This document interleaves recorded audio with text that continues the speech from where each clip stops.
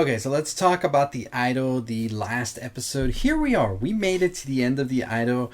Was it everything we hoped for? Was it everything we wanted? That's the question. I mean, from the memes to everything aside, I think the show definitely has given a lot of people a lot to talk about. Now, is the show perfect? Is it a good show and all of that? I think there are remnants of what a good show it could have been throughout the episodes. I think there's a lot of moments where I was just like, damn, if they would have expanded more on this and kind of cut out the soft core, whatever you want to call it, whatever happened, I think they would have had a hit here. But alas, it is not that, and there are just remnants of a good show here.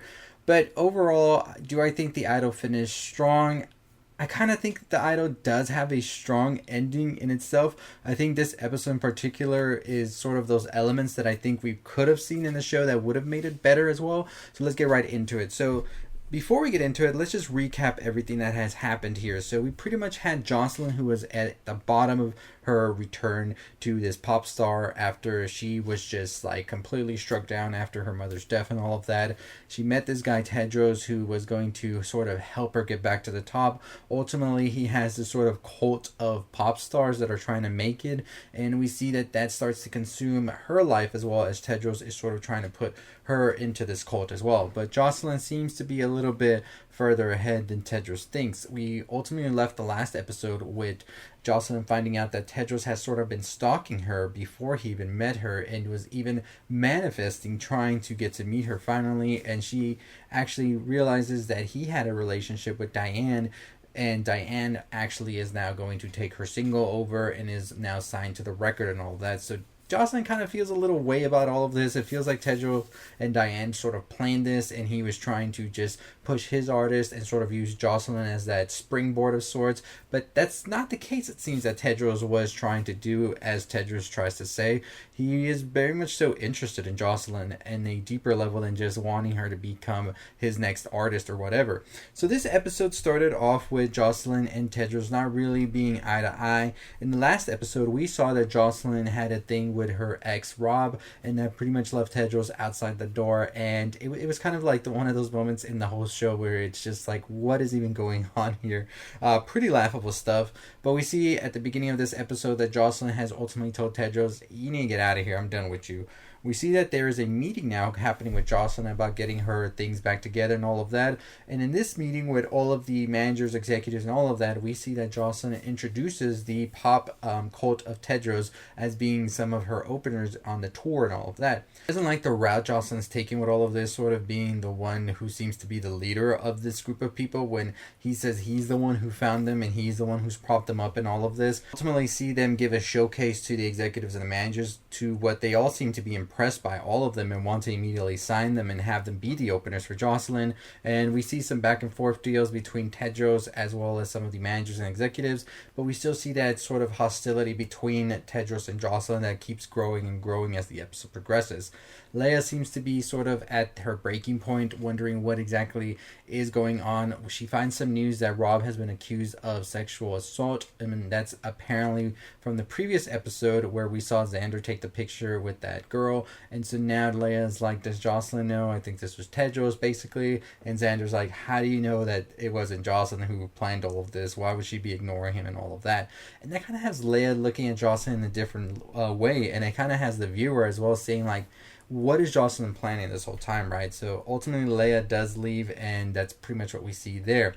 Nikki is now trying to make a whole deal with Tedros, with the artist and all of that. She says she sees the vision, and we see that Tedros can't stop thinking about Jocelyn throughout all of this as well.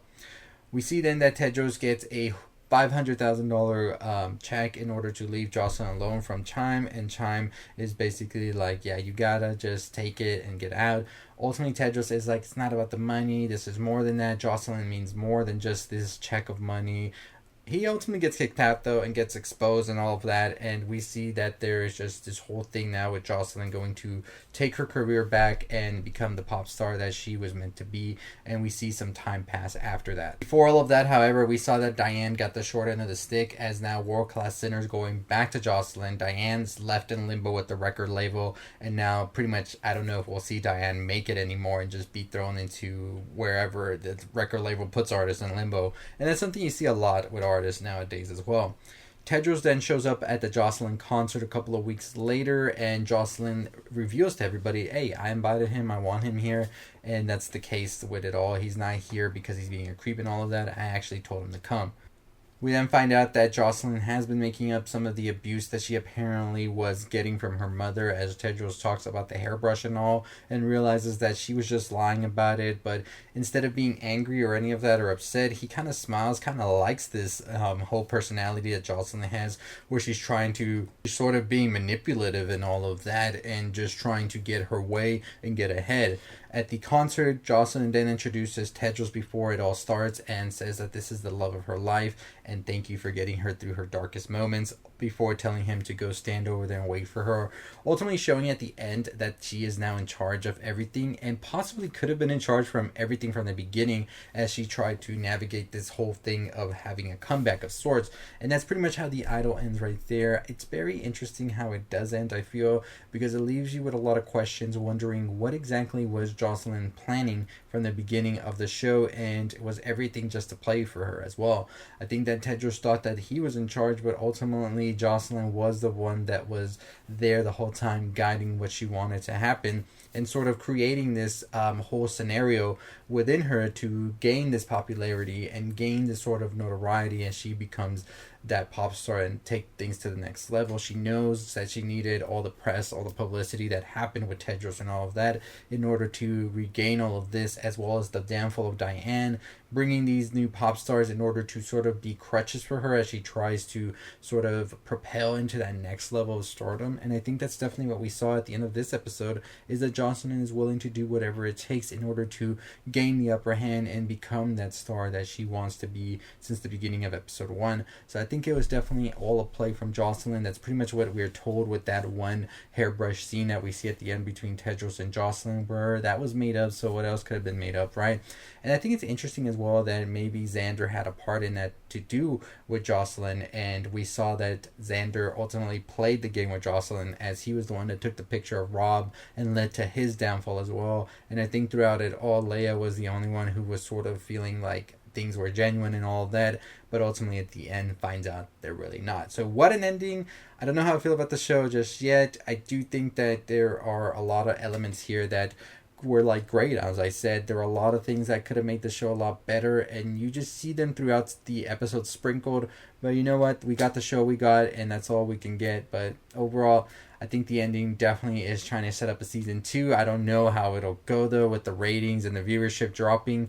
It doesn't seem likely to me, but you know, things happen. We'll see. HBO, let's see. But anyways, let me know your thoughts and opinions on below. Follow us for more on things you love. We talk movies, TV shows, music, video games, all that good stuff. So make sure you're following. Make sure you subscribe.